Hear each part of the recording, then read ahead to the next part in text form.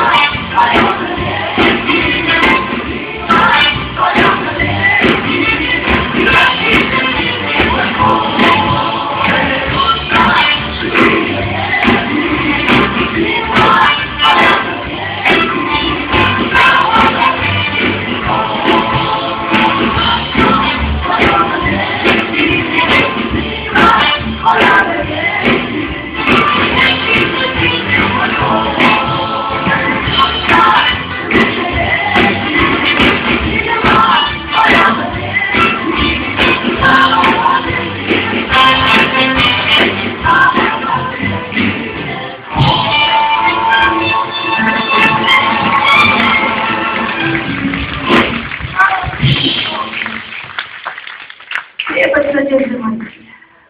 Ой, Господь, слава Тебе, благодарю Тебя. Мы оправданы Тобой, Господь. Мы оправданы кровью Твоей. Это так сладостно находиться, Господь, в Твоих объятиях.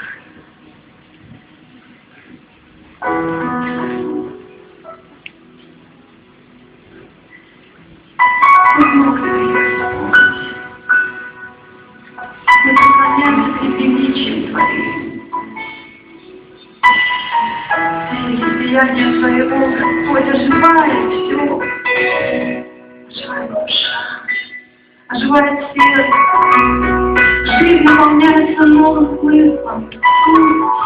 Спасибо Тебе за то, что Ты взял каждого из нас. Благослови.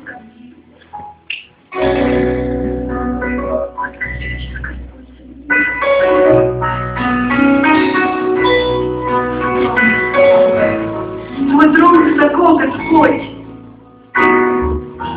Он рядом. Ты рядом. Ты знаешь. При струнном окна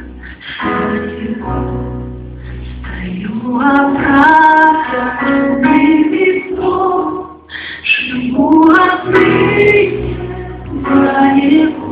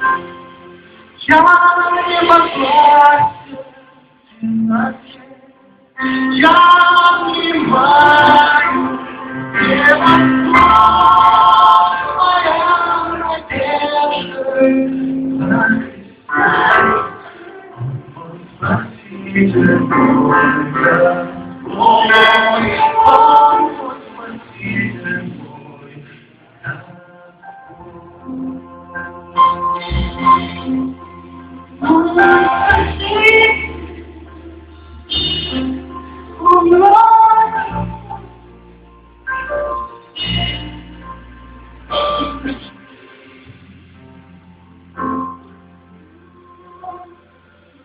Поднимите свои взоры к небесам. Посмотрите, там стоит Иисус, наш ходатай. Он сегодня молится о нас. Он сегодня общается с Отцом и говорит: это мой народ, это мои дети. Он сегодня хочет творить чудеса в твоей жизни. Он хочет сегодня ответить на твою нужду. И сегодня, именно сейчас, ты слышишь голос Духа Святого, который говорит тебе: молитесь, молитесь. Оставь свою нужду. Доверься ему. Потому что он тот, от которого наша жизнь, от которого наше спасение, от которого исцеление, от которого освобождение, от всех проблем, которые мы имеем в этой жизни. Он хочет освобождать. Он любящий. Он любящий. Он любящий Господь. Если у тебя есть нужда, мы будем молиться вместе с тобой. Мы станем с Иисусом и будем ходатайствовать вместе с Ним пред Отцом за Тебя, за Твою кровь. Иисус, мы благодарим Тебя за то, что Ты искупил нас от греха. Мы благодарим Тебя за Духа Святого, которого Ты послал в нашу жизнь. Дух Святой, мы благодарим Тебя за то, что Ты ведешь нас по этой жизни. И сегодня мы жаждем Твоего присутствия. Мы хотим Твоей милости. Мы хотим Твоего участия. Господь, Ты видишь нужду каждого, кто стоит перед Тобой, кто приходит сюда, кто доверится Тебе, кто полностью отдает всю свою жизнь в Твои руки, в надежде, что Ты делаешь то, о чем просит во имя Твое. Боже, яви свою милость, яви свою благодать. Разрушай оковы греха, разрушай оковы зависимости, разрушай оковы болезней. Мы просим, Господь, восстанавливай наши души, наш дух, наше тело. Мы хотим быть свидетелями Твоей славы каждую минуту нашей жизни, каждое мгновение нашей жизни. Во имя Твое, наш любящий, дорогой Иисус.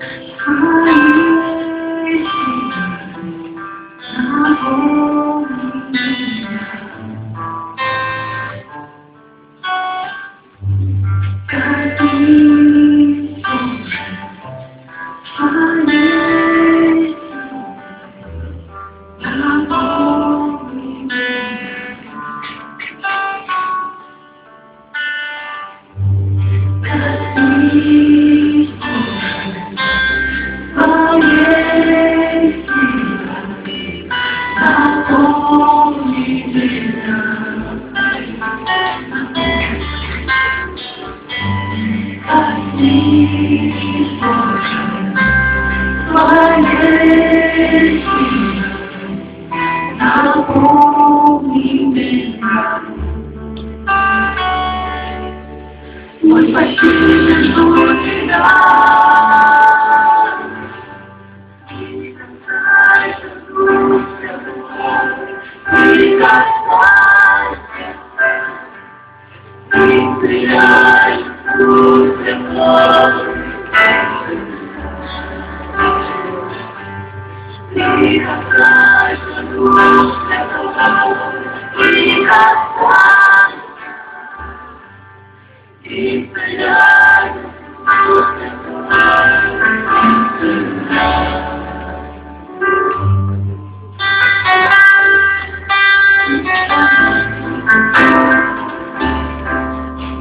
Мы просим о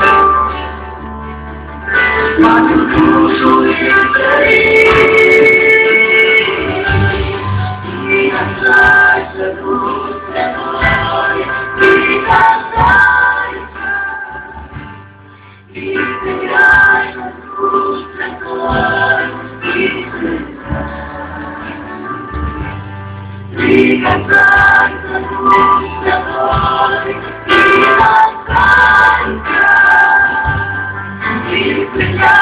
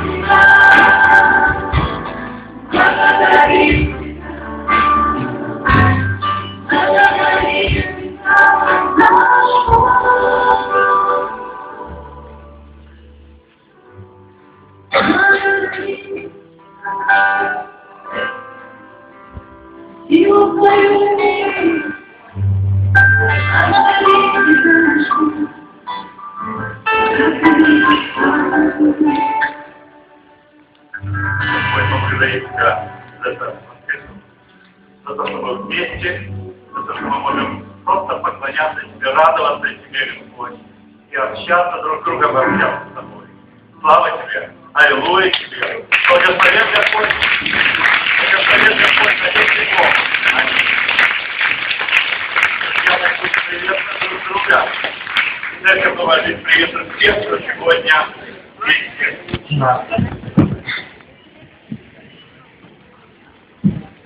Вы знаете, что наша семья, она, церковь Новая Жизнь, она достаточно большая. Почему мы называем это семьей? Потому что действительно многие годы мы как-то уже жили, и мы близки друг к другу, правда?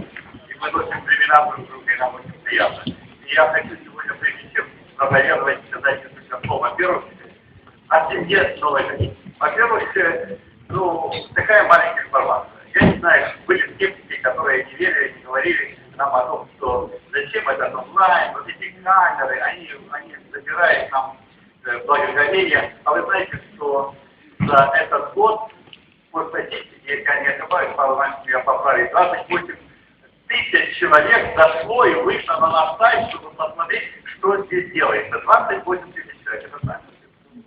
Что вы себе представить, что нужно было бы сделать, чтобы знать, что человек каким-то образом соприкоснулись с нашей церковью. Конечно, это многие члены нашей церкви, это многие с Украины, но это не только с Украины. Сегодня у нас исключительные случаи. В нашей церкви приехала сестра с Алтайского края. Это тоже сестра, которая смотрит на сестра, которая получила очень много, тоже сестра, подойдите сюда. Она общается с нами через онлайн. Может быть, даже она познала Господа. Мы сейчас узнаем таким образом. Сегодня сколько вы летели, интересно, сестра Таня? Я вас приветствую. Скажите, сколько вы летели, чтобы прилететь в Алтайского края? Я так понимаю, что это далековато. Конечно, далековато. В Алтайском крае на Москву 400 самолетов, потом еще поезд. Конечно, это я очень рада. Татарские, вы для меня стали тоже здесь. самые тяжелые минуты я знала, что есть люди, к которым могу обратиться и посоветоваться, обратиться к своими просьбами, поблагодарить вместе с ними Бога за то, что Он делает в моей жизни, в моей семье. И самое ответственное внимание, Петр Иванович, когда у вас тоже, наверное, был самый ответственный момент, когда вы были в христиане, я вам сказала по скайпу, вы мне дали очень ценный совет, который мне помог, и я поняла, что это был ответ от Бога через вас. Это было потрясающе. Я в Христиане потом знаю, и вдруг такой сестра Татьяна, я ее не знаю, и говорит, у меня очень сложная ситуация, тут опасная консультация, очень серьезно. И мы так вот, где мы Пакистан, где Алтайский край, где Киев, мы пообщались, Господь все решил, и я очень рад, что сегодня мы... Скажите, вы регулярно смотрите богослужение, вы регулярно повторяете с нами, что вам нравится, вы уже даже имена пасторов знаете? Конечно, да. Я знаю, что все пасторов, мы очень часто общаемся, не только онлайн, мы переписываемся и по электронной почте, почту, Павел Иванович, через него. Я, наверное, даже не вы нашла вашу церковь. Дело в том, я кратко расскажу. Я часто по тебе, я не знаю, христианская сибирская телевидение смотрела программу. Там часто были проповеди Анатолия Ивановича, мне не очень нравились. Но больше всего коснулось моего сердца песня «Прекрасная». Я просто пела ее везде, вот, но полностью все слова не знала. И потом я решила написать письмо. Когда начала письмо переписывать, как-то словом обмолвилась Павла Ивановича, ему сказала, может быть, у меня в Киеве живут родственники, мой дядя здесь сейчас. Может быть, ваша церковь будет благословением для моего дяди. И Господь так расположил сердце Павла Ивановича, что он посетил моего дядю. Решил стать. Пока я очень благодарна вашей церкви за это.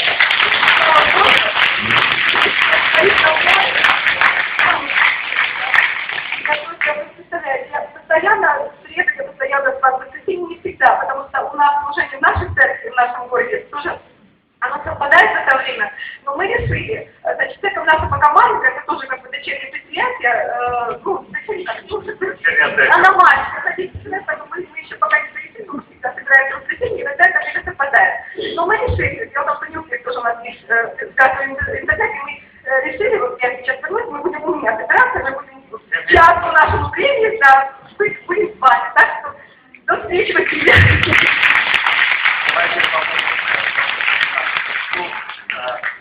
Вы не уходите, пожалуйста. Я вам Антоний, я знаю, что ты сам почти с Алтайского края, да, благодарю нас Христу, и пусть Господь благословит ту маленькую церковь, и то маленькое служение, которое вот эта искорка, которая там горит. Дорогой Господь Бог наш, слава Тебе, Боже, за онлайн, Господи, слава Тебе, Господи, за этот Иисус, который может быть полезен для Царства, Господи. Сегодня я прошу за Таню, Господи, за дядю, Боже, за ту маленькую церковь, которая находится в Алтайском крае, Бог мой. Я молю Тебя, чтобы мы стали одной семьей, Господи, чтобы мы были едины Духом, Господи, чтобы мы славили и друг другу служили, помогали. Благослови ту церковь, которая находится там, ихние семьи, Господи, ихние жизни, Бог мой. Я молюсь во имя Иисуса Христа. Аминь. Я хотел спасибо, Господь, вам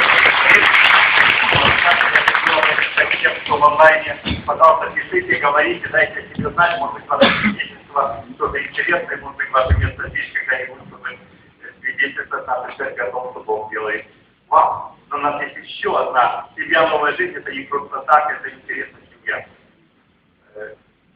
5 лет 8 назад ко мне подошла одна женщина. Вы знаете, у нас самые разные. И говорит, я хочу быть членом вашей церкви. Она американка, но я знаю, что здесь много бывает. Но такой семьи, такого посвящения, такой верности новой жизни, при том, что она служила в Союзе баптистов, я не видел. И так случилось, что семья должна уехать, и открыла для меня очень грустно. Это час изгони, они сегодня здесь, я могу быть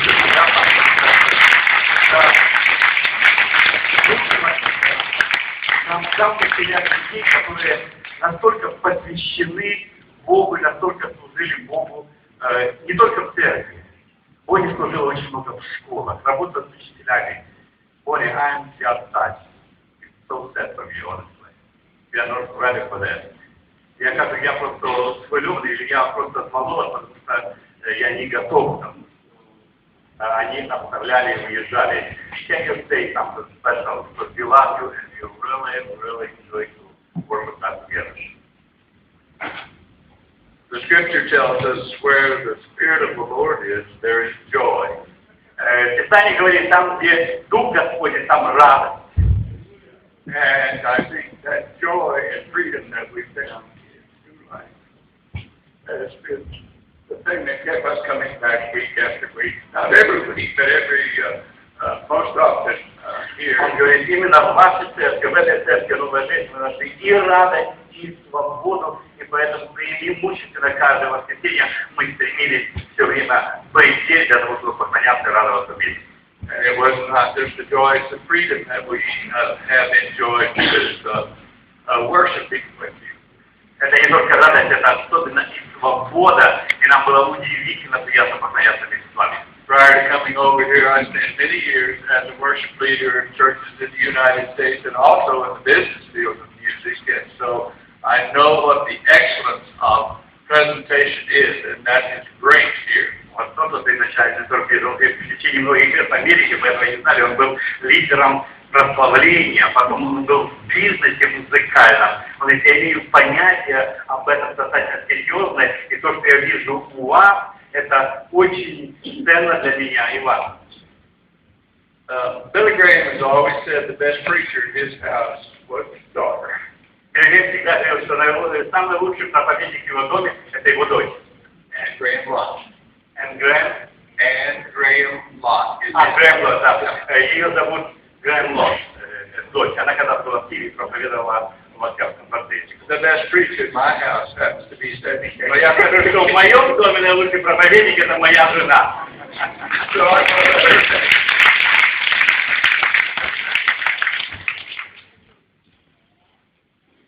No problem. You can, yeah. First, I come to you and I wanted to tell you kind of a sad story. Вначале я хочу сказать вам одну грустную историю. Today is my father's 86th birthday. Сегодня моему отцу 86 лет день рождения. And when I was growing up, my father was the fun guy to be around. Вы знаете, когда я росла, то мой папа был такой человек, вокруг которого, рядом с которым было находиться одно удовольствие. But he's not now. Но не сейчас. My father doesn't know Jesus Christ is his Lord and Savior. Вся проблема в том, что мой отец, во-первых, не знает Иисуса Христа как Иисуса Спасителя. He's heard the gospel many times, Он слышал Евангелие множество раз, but he has always put off repentance until later. но все время он откладывал покаяние на позже. And now later is here. Но сейчас это позже, кажется, настало. That he has progressive Alzheimer's. Да, это называется болезнь Альцгеймера, да, болезнь. He's in the stage right now of anger. Он сейчас находится в такой обозленном состоянии. He can't fix things anymore because he doesn't remember how to fix them. Он ничего не может, так сказать, зафиксировать, потому что не знает, как это сделать.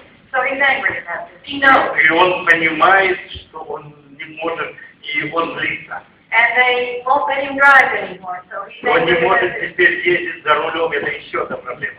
He's anxious all the time and worried about everything. И он все время какой-то беспокойный, такой взбудоражен. I tried to talk to him about the peace and the hope of Jesus Christ. Я множество раз пыталась говорить с ним о мире и надежде, которую дает нам Иисус Христос.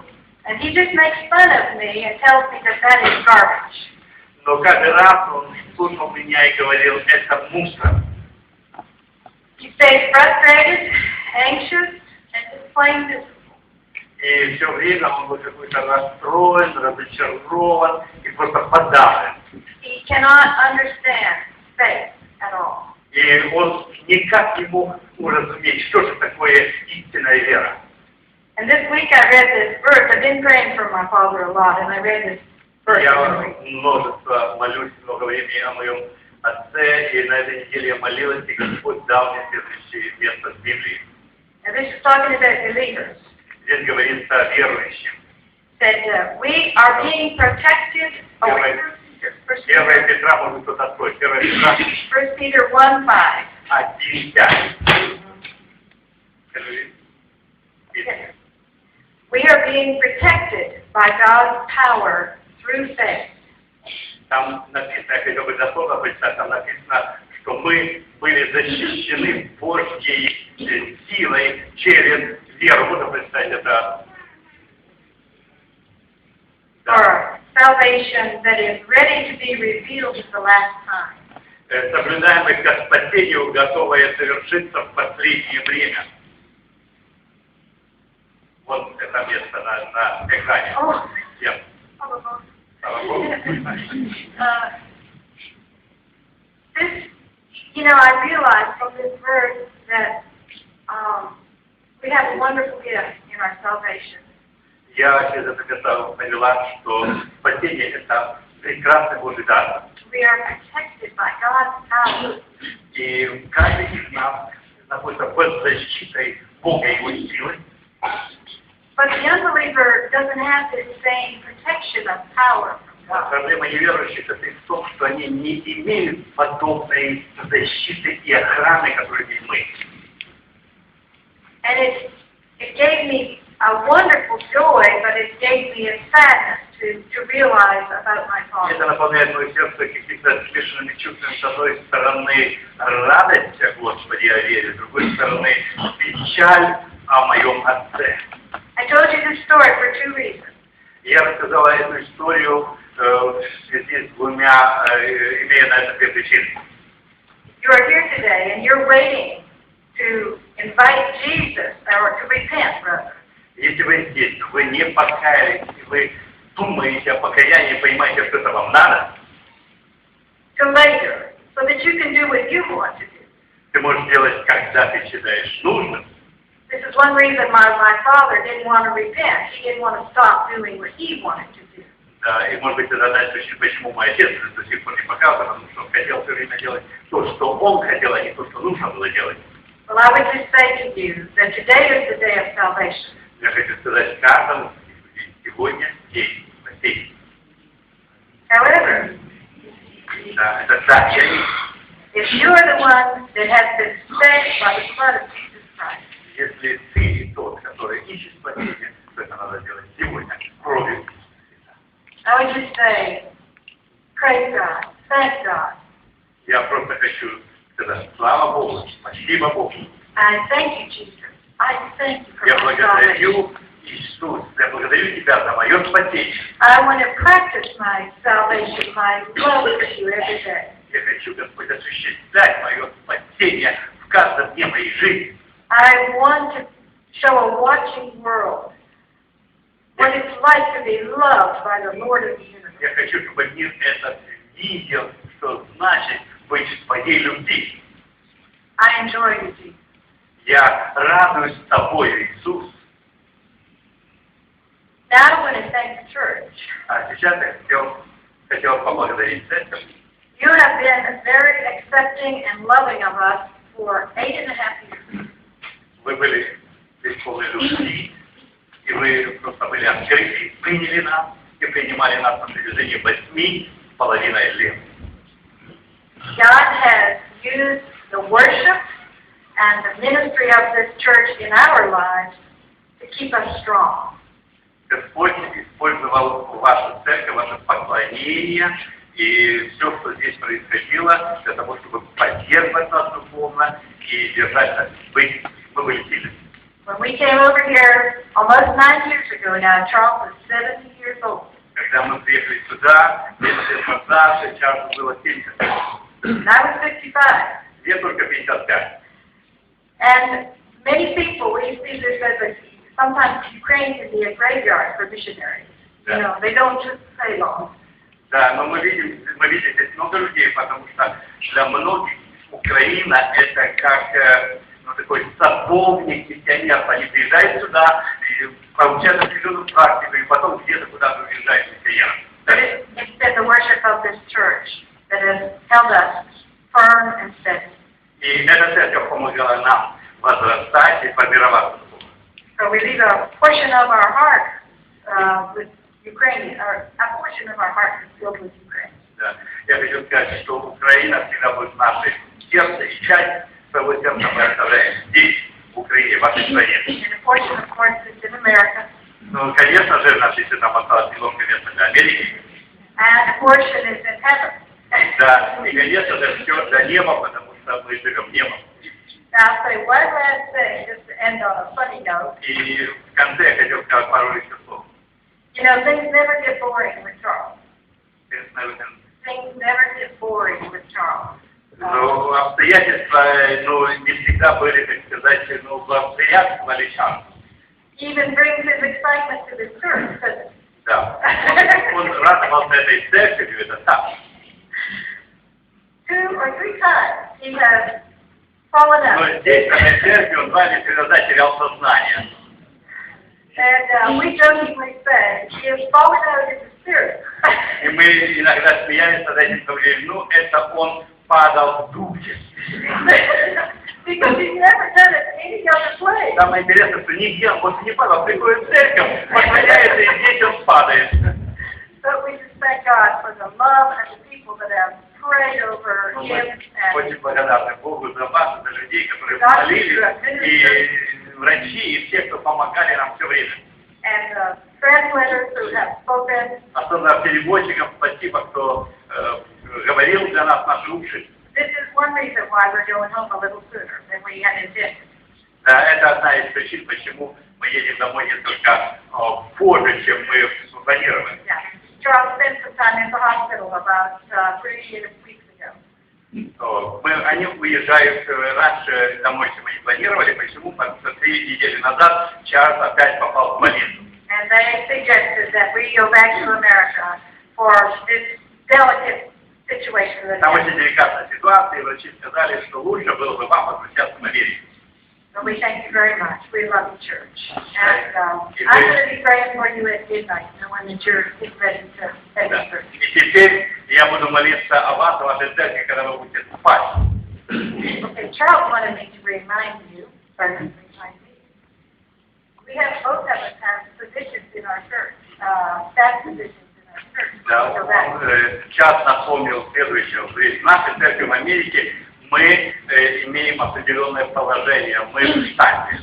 So we're not going to stop serving the Lord. Мы не будем останавливаться служить Богу, мы продолжаем делать это. We are going to be working. Actually, I'll be training missionaries to. Я буду готовить миссионеров, которые будут ехать за пределы Америки. And Charles is going to be getting their airplane tickets and visas for them. Да, сейчас будут технические вопросы решать, билеты, визы для миссионеров, которые будут ездить там, куда надо.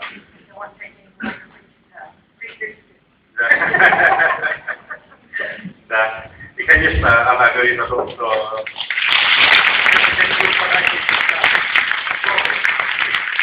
там будет идти пастора, будет ходить Господь, там все будет хорошо, часто, с вами, всех там есть, our church, and that will remind you, and remember, we are online. You can listen to Ukraine or Russian version easily. Мы на церкви хотим подарить им определенный подарочек, нам приготовили, Сережа подарил, и пусть Господь благословит, и я думаю, что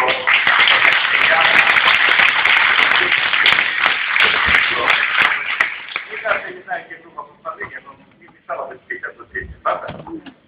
Потому что мы тут много говорили, и Сережа, и песня за Сережей группа послания, давайте мы споем одну песню по славу Господа, потому что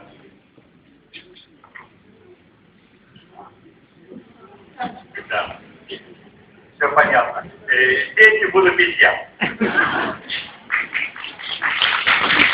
Я вам спасибо то, что в прошлое воскресенье у Тани было день рождения, и Таня побежала куда-то там по своим делам и так далее. Друзья мои, я хотел бы сказать, что может быть это случайно, может быть не случайно. Сегодня мы будем говорить о интересной вещи. Сегодня мы будем говорить, знаете о чем?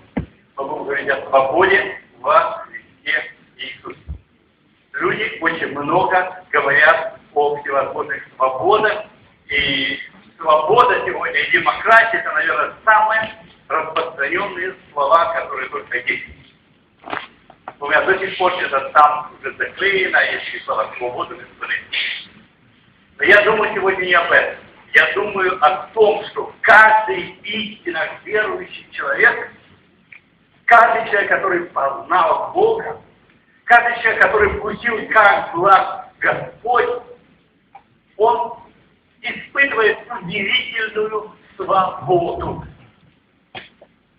Смотрите, что говорит Слово Божие. Иисус говорит: «И познайте истину, и истина сделает вас».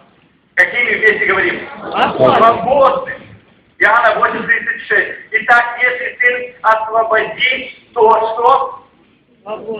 То истинно свободны будете. Если вы посмотрите 2 Коринфянам 3:17, написано, где Дух Господень, там что? Там свобода. Скажите, пожалуйста, кто из присутствующих здесь познал, что такое истинная свобода во Христе? Вы знаете, что такое свобода во Христе? Я очень рад, что в этой церкви есть немало людей, которые познали, что такое истинная свобода во Христе. Но есть немало христиан, которые вкусили свободу во Христе, испытав радость и преимущество свободы, сами того не осознавая, незаметно для себя возвращаются обратно в рабство.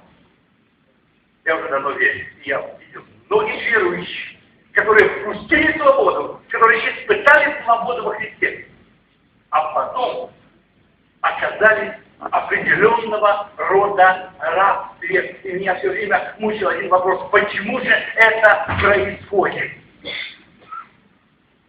Я много искал на этот вопрос ответ. Так точно, как меня еще один вопрос волновал. Знаете какой? Для меня истинная вера — это всегда радость.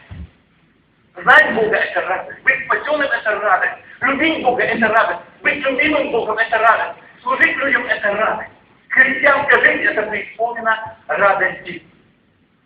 Но, увы, я вижу, что многие христиане не имеют, не испытывают этой радости или потеряли эту радость. И когда я исследовал и думал, почему люди теряют радость, я пришел к потрясающему выводу. Как вы думаете, почему люди теряют радость? Почему люди теряют радость? Я уже дал вам ответ на этот вопрос. Почему люди теряют радость? Почему христиане не радуются? Потому что люди, верующие, теряют свободу. Потеряв свободу во Христе, люди теряют радость в Боге.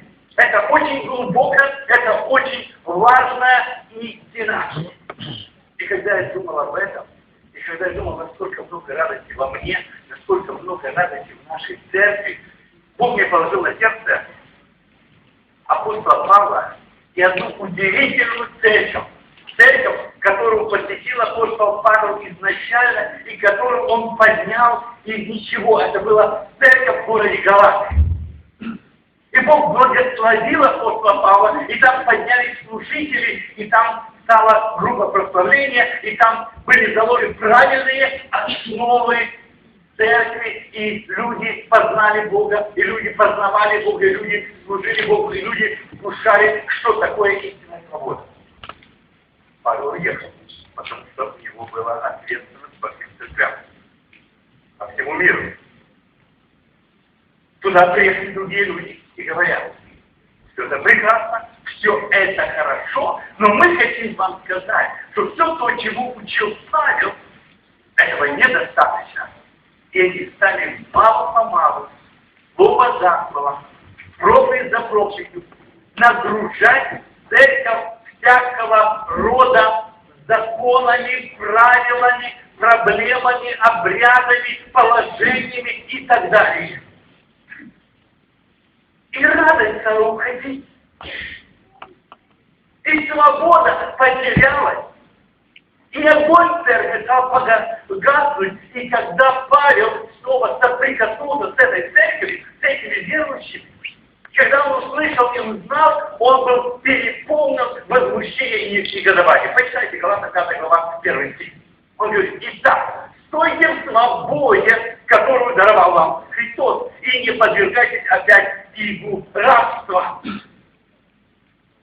А в первой главе, он начинает буквально в 7 стихе, он говорит: удивляюсь, что вы от призвавшего вас благодатью Христову так скоро переходите к иному благовествованию, которое, впрочем, не иное, а только и люди, смущающие вас и желающие превратить благовествование Христова. Что хотел сказать Павел этим словам? Если вы внимательно перечитаете это послание, вы увидите, что Павел буквально хочет передать верующим следующую мысль. Он говорит, 2-3 вещи в нашей духовной жизни, которые способны повысить нашу радость, собирая нашу свободу. И я бы хотел сегодня, потому что мы празднуем 20-летие, мы идем дальше. Церковь Божья это не на год, не на 2, даже не на 20 лет. И как важно сегодня, если ты давно в вере, проверить себя тем, о чем говорит Павел. Итак, что похищает радость верующих людей? Первая мысль, Павел говорит о том, чтобы мы остерегались безупречности, или есть такое хорошее слово, перфекционизма. Что это такое? Я вам скажу. Безупречность или перфекционизм, это уверенность в том, что угодить Богу можно только своей непогрешимостью и безупречностью. Вы слышали таких людей? Вы видели таких людей? В украинском слове есть слово perfectly, безупречный. Я часто общаюсь с разного рода людьми. Очень часто люди не принимают служение, крещение, люди не каются, люди не участвуют в служении по одной причине. Они говорят, я еще не готов, или другими словами, я еще не перфектный, я еще не в том надлежащем состоянии, чтобы мне служить. Люди хотят сначала зайти к определенной чистоты, определенного уровня, а потом служить Богу, а потом каяться, а потом принимать какие-то духовные таинства. Вот что говорит Павел таким людям в 3 глава 11. О, несмысленные галаты, кто прельстил вас не покоряться истине? Вас, у которых пред глазами предначертан был Христос, Иисус Христос, как бы у вас распятый? Так ли вы не смысленны, что начал духом, теперь оканчиваете плотью? Дело в том, что каждый верующий, придя к Богу, он познает Бога по Божьей благодати, по Божьей милости. Заслуги в том, что мы познали Бога с нашей стороны нету.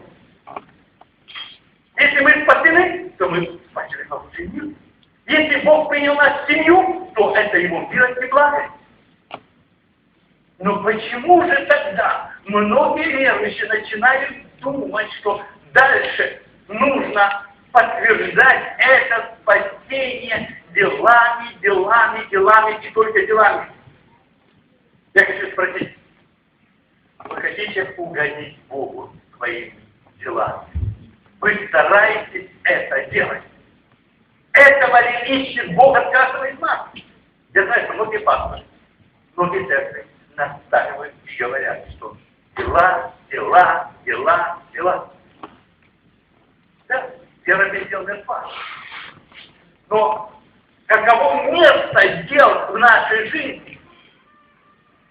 Апостол Павел обращается к этой церкви и говоря вот эти все вещи о благодати, о делах, о законе, что он имел в виду?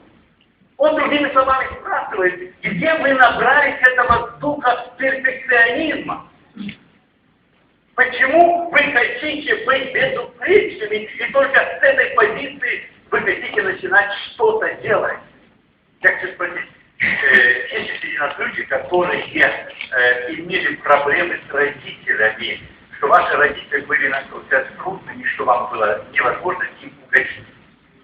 Есть среди нас такие, у кого были такие тяжелые родители, вот я вижу один, может быть, еще. Я думаю, что такое было. Так вот, в чем проблема? Многие из нас, придя к Богу, автоматически строят отношения с Богом, вот примерно, как мы строили взаимоотношения со своими трудными, неудобными родителями, которые просто невозможно было угодить.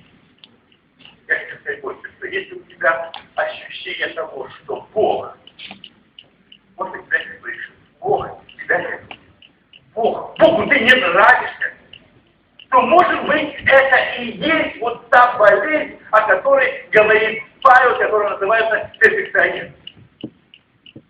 Если ты служишь Богу, а у тебя нет радости, может быть, это проблема перфекционизма, о чем мы говорим. Если у тебя ощущение, что все, что ты делаешь Богу, это мало, это мало, это мало, это не удовлетворяет Бога. Может быть, это тоже проблема вот этого перфекционизма. Первая мысль, которая приходит к таким людям, что я должен. У вас есть что-нибудь такое, что вы должны Богу? Вы должны Богу. Я должен. Кто-то сказал очень хорошую мысль. С тобой я должен, я тебя прощаю. Почему это важно? Важно сегодня задать себе вопрос. Чего больше во мне? Страха перед Богом? Или любви к Богу? Друзья мои, если мы только движимы страхом, кто-то скажет, начало мудрости, страх Божий, да, это начало мудрости, но любовь — это совокупность совершенства, и если христианин только ходит перед страхом, и только со страхом, это недостаточно. Очень важно, чтобы мы были покрыты, чтобы мы были наполнены, чтобы мы осознавали Божью любовь. Почему? Это важно, потому что если этого не будет, у нас будет стремление к перфекционизму, а значит мы потеряем свободу этим самым, а значит мы будем иметь серьезные последствия. Какие последствия? Последствия очень ужасные. Стремление к перфекционизму. Стремление действительно сделать что-то, дела и быть безупречным. Забирает в сердце у нас мир, забирает радость, больше того, оно забирает свободу, которую Бог нам дал. И как только мы выходим из покрывала благодати, и как только мы стараемся доказать себе или кому-то, что, или Богу, что мы что-то можем, и мы делаем то, что Бог от нас ожидает, мы начинаем терять мир и радость, потому что мы никогда не можем делать так, как сделал бы Господь. Совершенно. Я хочу спросить сегодня каждого из нас, чего больше в твоем сердце? Горечь, разочарование или благословение от праведности, от мира, благословение от праведности, мира и радости в твоей жизни? Ты разочарован? Ты удручен? Тебя что-то волнует? Ты как-то в напряжении? Тебе чего-то не хватает? Или ты живешь в праведности, мире и радости, и ты получаешь больше позитива, нежели негатива? Скажите, пожалуйста, чего вы больше получаете в своей молодости? Негатива или позитива? Чего вы больше получаете от чтения Библии? Позитива или негатива? Чего вы больше получаете в книге обстоятельств? Позитива или негатива? Вы выходите на крылья или вы идете подавленными? Павел категорически утверждает, что если мы имеем подобную точку зрения, если мы ищем только делами, утверждаемся делами, у нас это неразумная позиция, это неправильная позиция, и она похитит нашу радость, она похитит наш мир. Смотрите, что он говорит о себе. Господь сказал мне, довольно для тебя благодати, твоей сила моя совершается как в немощи. Конечно, Бог использует слабых. Бог любит использовать слабых. Бог хочет в немощи моей, в немощи твоей, в немощи каждого из нас совершать что-то великое. Для чего? Для того, чтобы вся слава была приписана не нам. Если бы я здесь стоял, у меня было 5 высших образований, если бы у меня было 7, если бы у меня был град, приехал 9 тысяч человек. А Павел говорит, а кто хочет?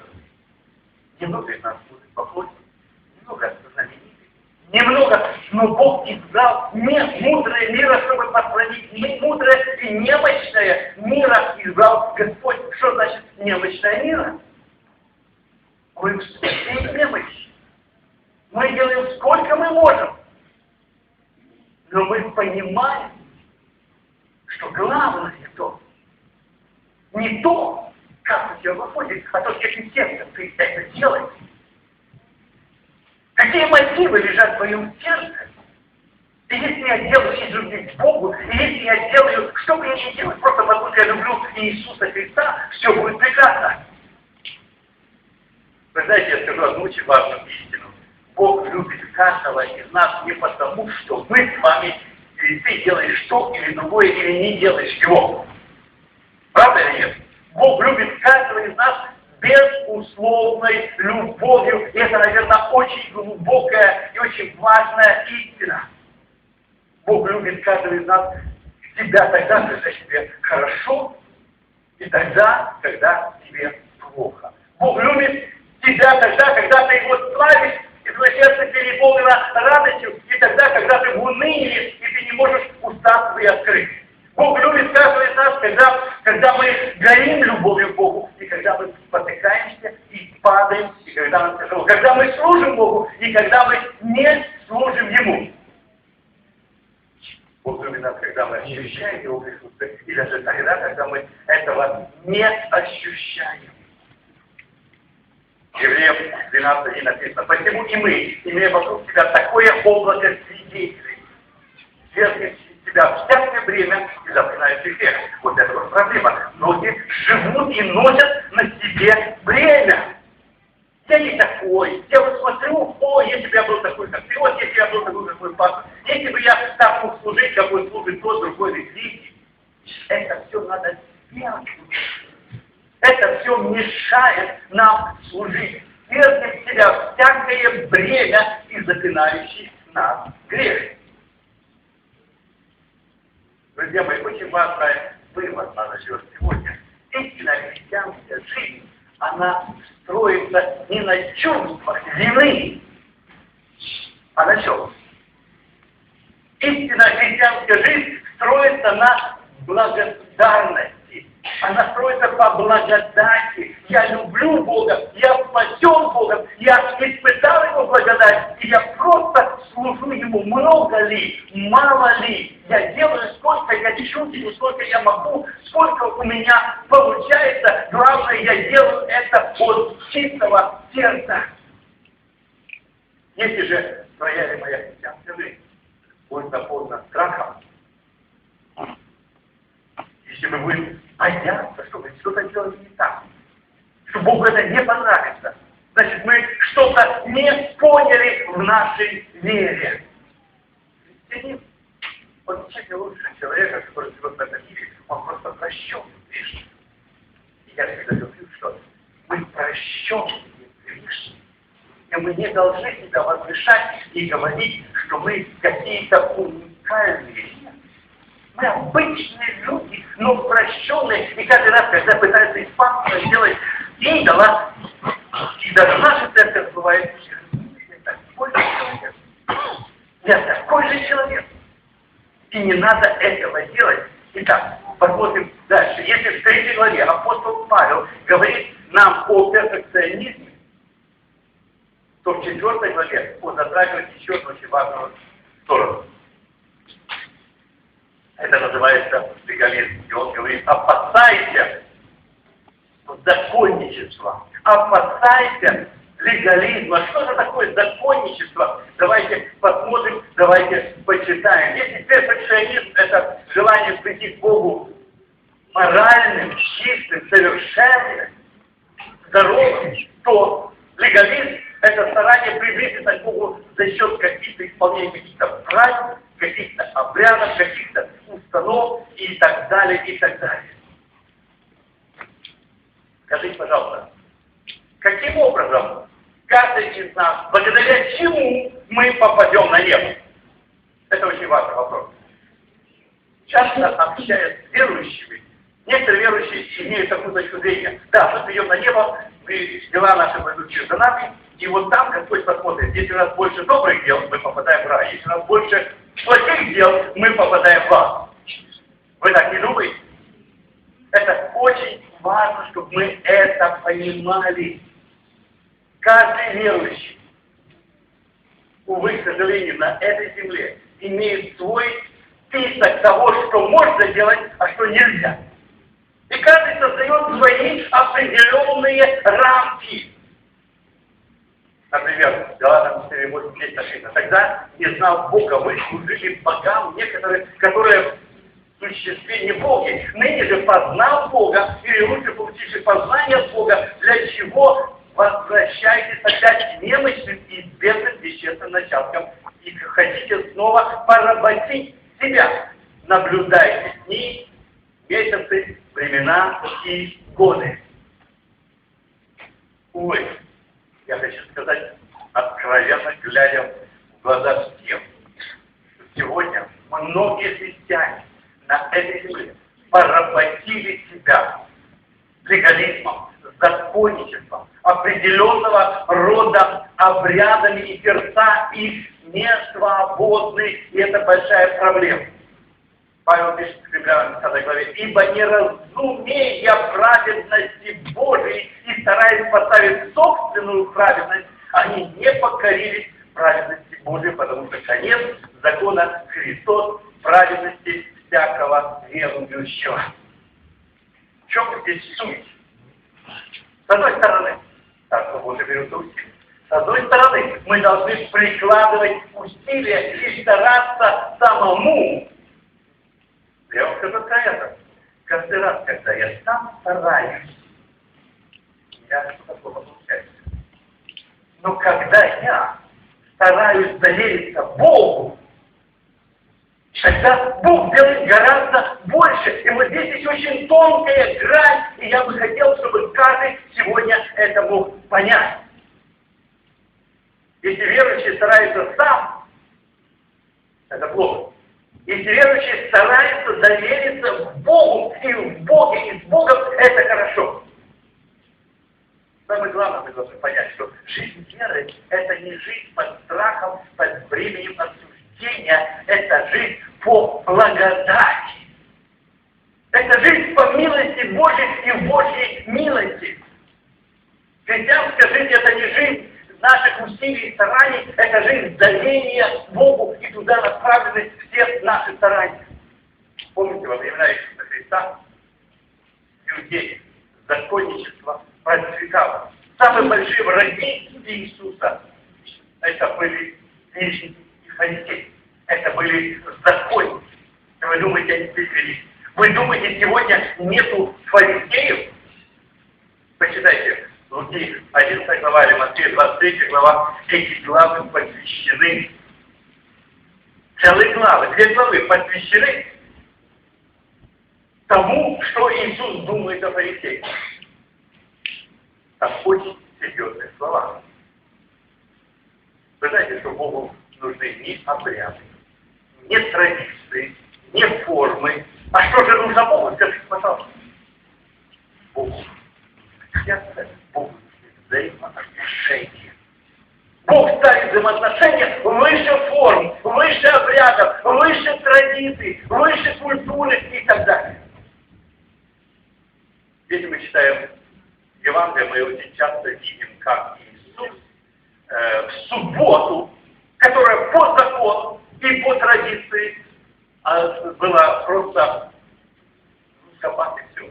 Вы знаете, до чего дошли эти иудеи, что они в субботу и кушать себе не готовят, ни на кнопки не нажимают кресту, и свет включить не могут, и они делают, что все это дело в субботу автоматически, потому что они до сих пор они находятся под бременем вот этих законов.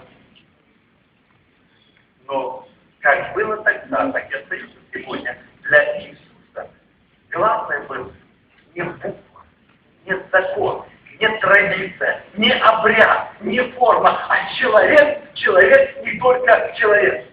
Посмотрите, сколько конфликтов у него было с законниками вокруг субботы. Я хочу сказать, что сегодня законничество, легализм, буквы, правила, формы во многих церквах преобладают над благодатью, преобладают над любовью, преобладают над полноценной жизнью. Вот здесь вот есть пасторы, и здесь церковь. Скажите, если бы вам сегодня пришлось сказать проповедь на тему «Библия говорит нет». Вот так, тебе пришлось бы говорить на тему сейчас «Библия говорит нет». Что бы ты поставил свои пункты, называя «Библия говорит нет»?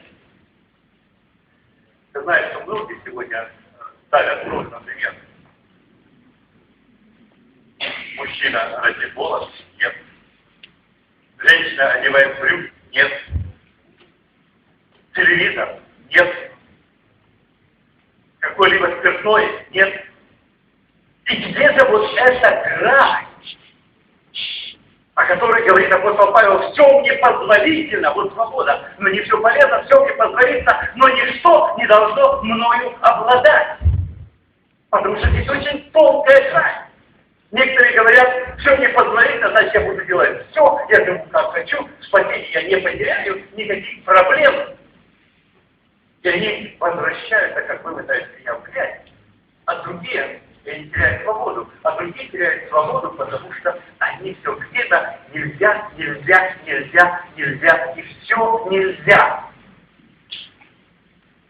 Давайте почитаем, какие последствия этого легализма или вот этого законничества. 4 глава 14 стих.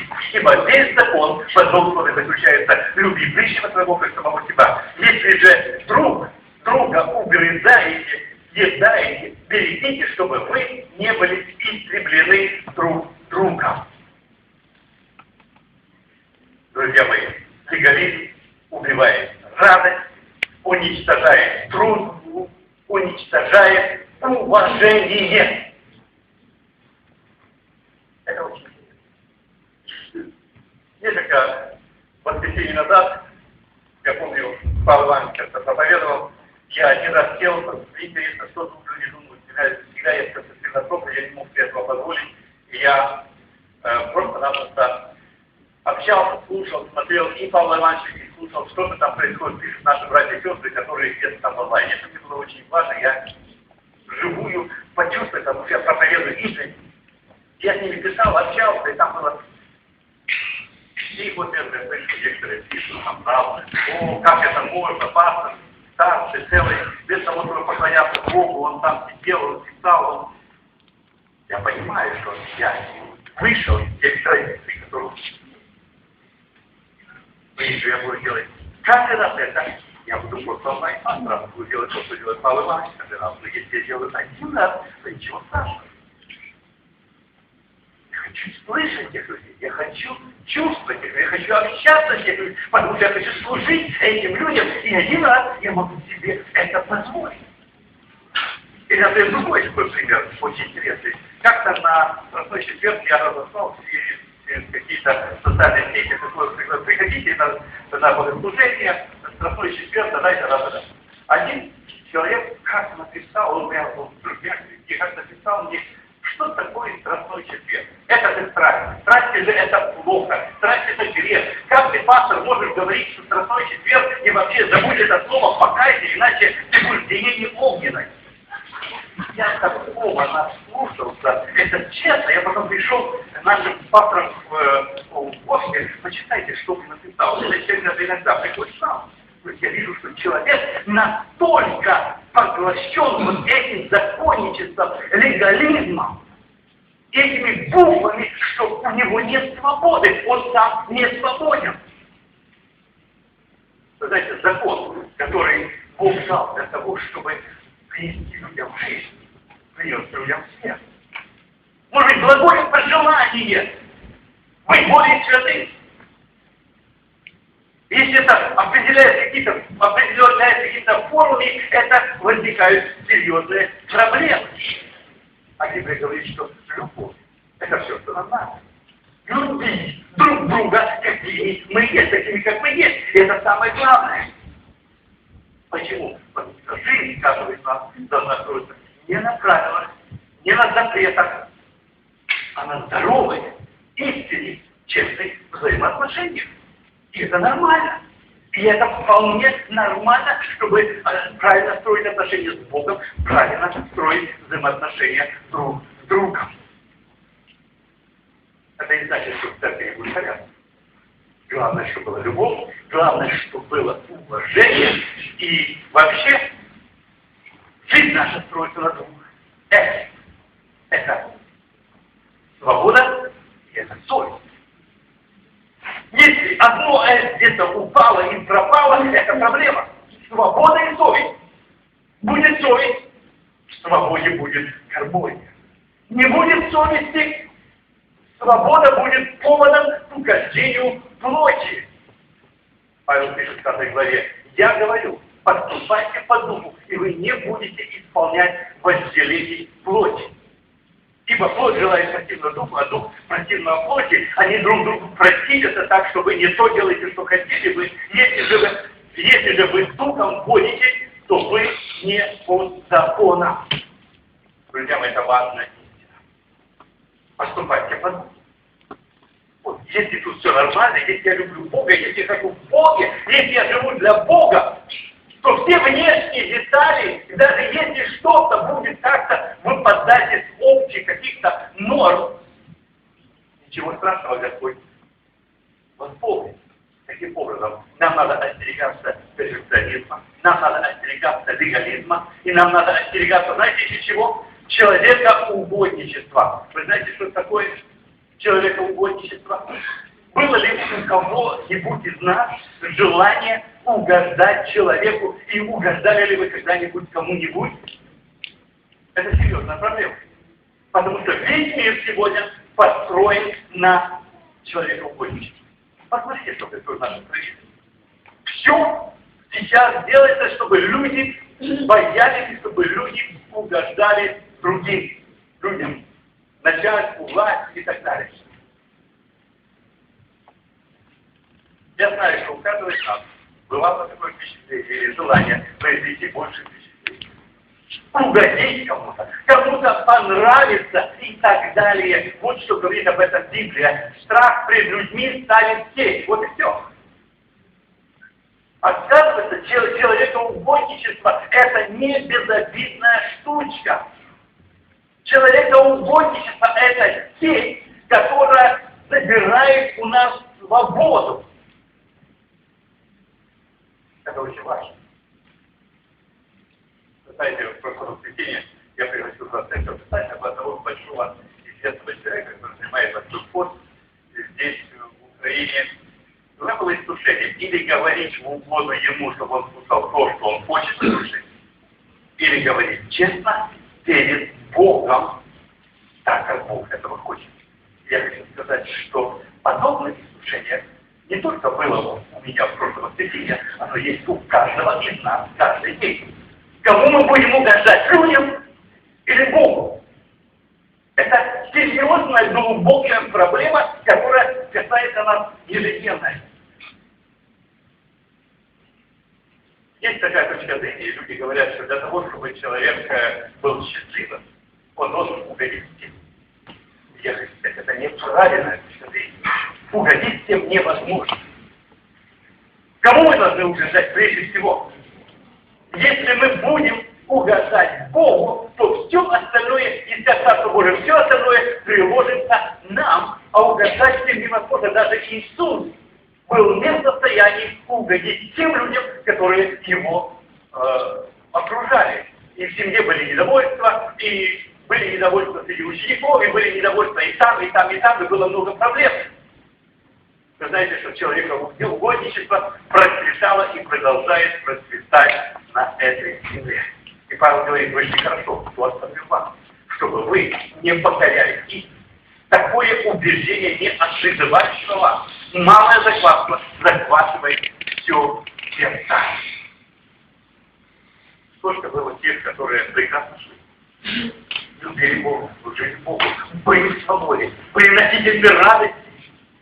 А потом кого-то встретили, кто-то наговорил чего-то, посеял что-то в сердце. И они ушли, и их сознание опуталось страшными дебрями.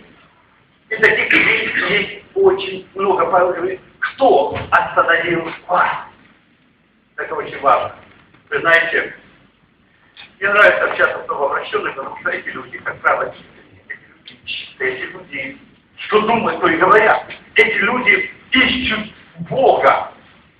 И поэтому с такими людьми приятно открыто говорить о Боге, открыто говорить, а вот когда новообращенные приходят потом в церковь, когда они общаются с верующими, смотрят на наши молитвы, иногда формальные, на наши разговоры, иногда служения и так далее, на наше поведение, иногда далекое, на нашу веру, которая, так сказать, носит формальный характер. Потихоньку они обретают то клише христианское, которых у нас очень много. А Бог хочет, чтобы у нас было меньше христианских клише, а больше было просто огня, веры, любви и жизни в духе. Я заметил, что с того самого момента, как только человек становится человекоугодником, он теряет радость, он теряет свежесть, он теряет свободу, он теряет мир, он теряет Господа, в конце концов. Это очень серьезно. И Бог этому самый простой. Если ты будешь угождать человеку, то обязательно у тебя будет соперничество. И это же у нас церковь. Знаю некоторых людей, которые угождают, пытаются угождать, скажем так, мне или кому-то, и они соперничают. Что лучше это делает, это неприятно, это неправильно. Павел пишет, ибо мы не смеем сопоставлять или сравнивать себя с теми, которые сами себя выставляют. Они измеряют себя сами не собою и сравнивают себя с собою неразумно. Друзья мои, человеческое это неразумно. Соперничество это неразумно. И что хочет Господь сегодня? Господь хочет, чтобы ты был сам собой. Господь хочет, чтобы я был сам собой. Когда я был молодой, мне очень нравилось кому-то подражать. У меня были определенные кумиры. Я хотел кому-то следовать. А потом я понял, что когда мы придем на небо, Бог не будет, чтобы почему-то не был такой, как Колюс, или почему-то не был такой, как там Пилигрим, или как Моисей, или кто-то еще нет.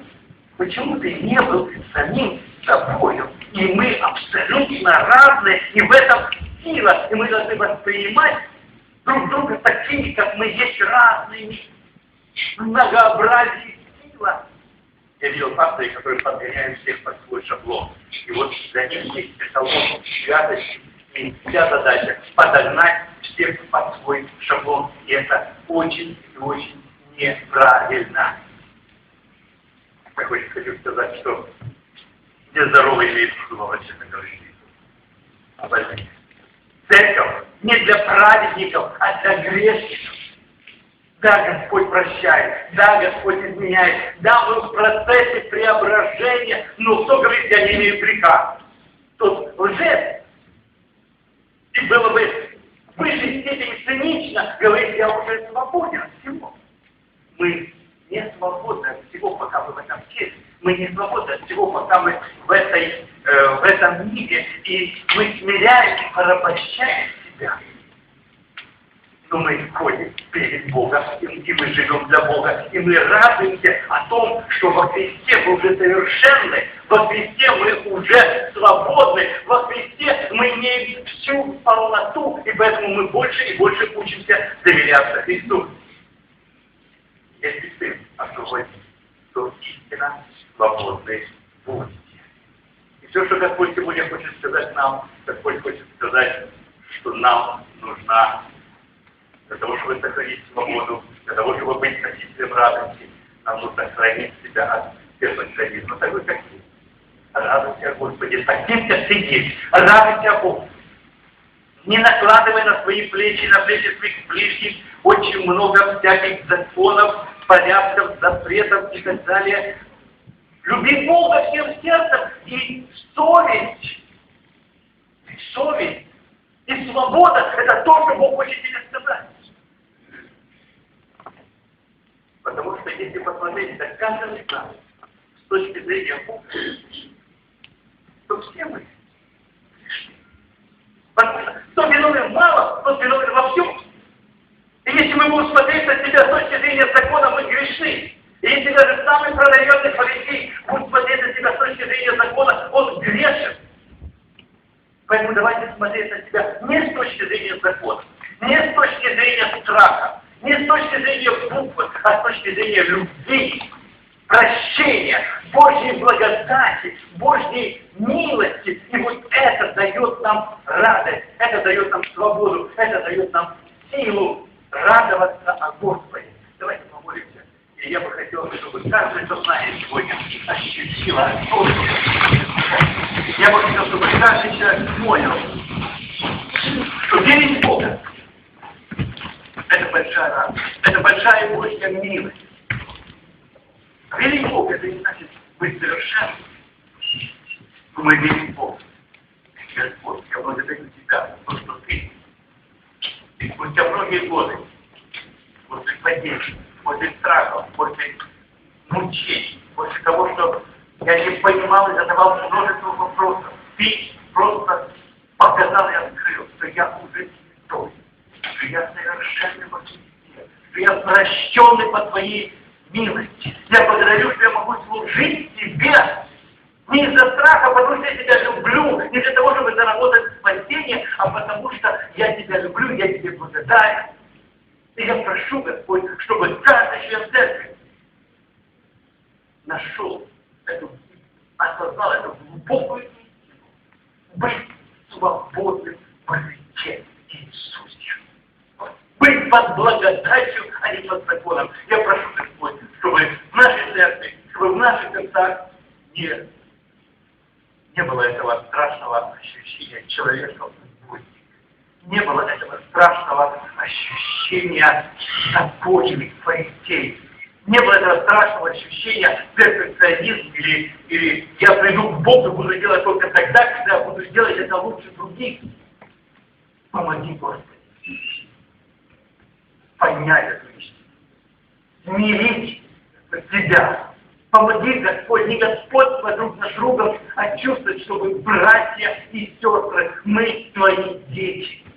Я прошу, Господь, чтобы церковь новой жизни не теряла свободы, чтобы верующие новой жизни не теряли радости, чтобы мы переполняли радостью и свободой во имя Иисуса Христа. Скажем аминь. Аминь. Слава Богу, друзья мои, слава Богу.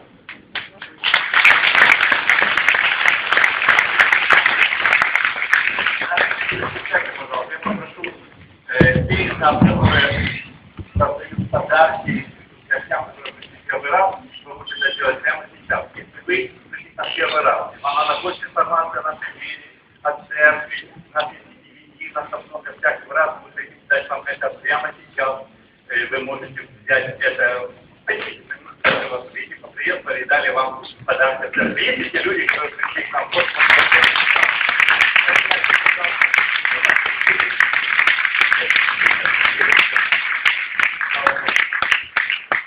Еще я хочу сказать, сейчас у нас будет десятина и приношение, мы приносим Богу свои приношения.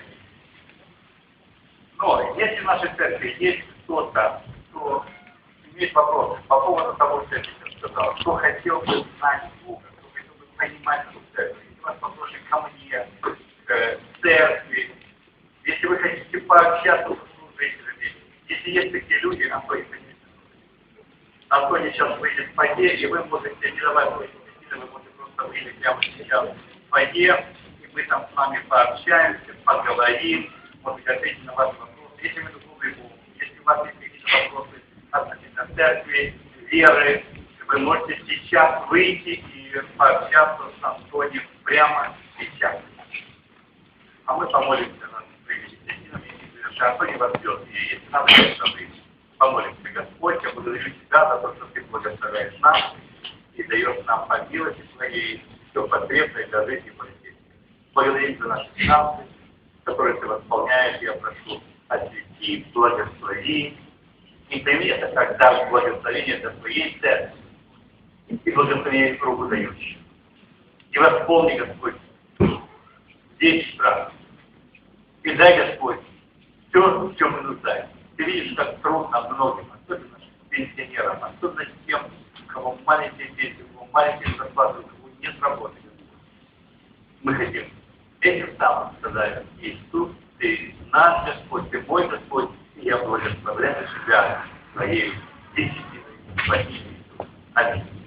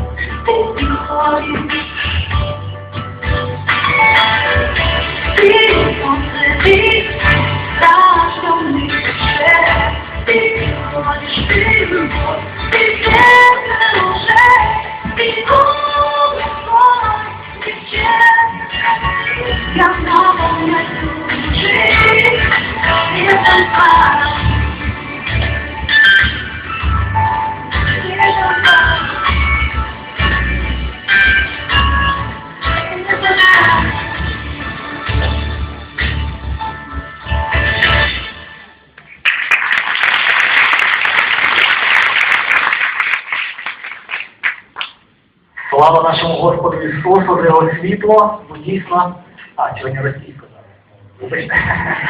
бо действительно без Его света и праведности никто не может оправдаться никакими своими делами. И мы будем продолжать наш праздник, наше поклонение Господу, благословляя тех, кто праздновал свои дни рождения на прошедшей неделе. Давайте будем мы вызывать громкими аплодисментами насчет наших христианов. Якутовская Людмила, Москвинская Любовь, Морячок Анжела, Владислав Алена, Виктор Александр, Руденко Елена, Руденко Людмила, Сергей Роман, Александр, Наталья Сергеевна Павловна, Сергей Изабелла, Сергей Кристина, Ольга, Макаева Наталья, Володимир Тамара, Роман Кристина, Кристина, Ольга Наталья, Чай Кристина, Мурова Марина, Александр, Ольга Кристина, Сергей Кристина, Стоян Светлана, Александр, Оксана,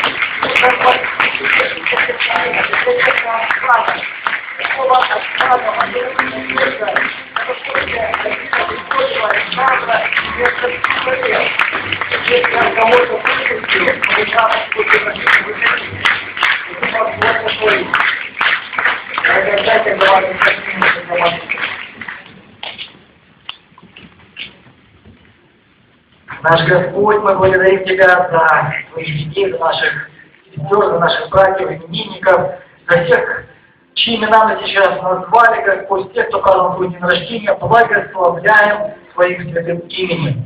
Боже Святой, пусть действительно в сердце наших братьев и сестер будет Твоя свобода и будет совесть чистая в Духе Святом, чтобы каждый день они с радостью вставали к молитве, проживали этот день с радостью, Господь, с чистой совестью заканчивали всякий день, который Ты им даешь. Пусть Твоя благодать и милость наполнят их жизни и крепким здоровьем, и всяким довольством, и всяким достатком, чтобы они ни в чем не имели нужды. И пусть, Боже, они увидят на небесах всех тех, о ком молятся и кому свидетельствуют о Тебе. Мы рады тем, что они с нами, мы рады тем, что можем служить Тебе вместе и благословляем Твоим святым именем, именем Бога Отца, Сына и Святого Духа. Аминь. Поздравляем вас.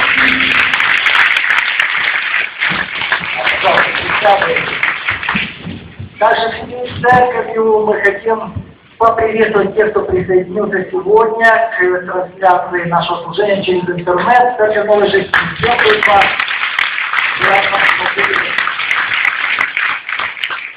Буквально два объявления, но очень важных.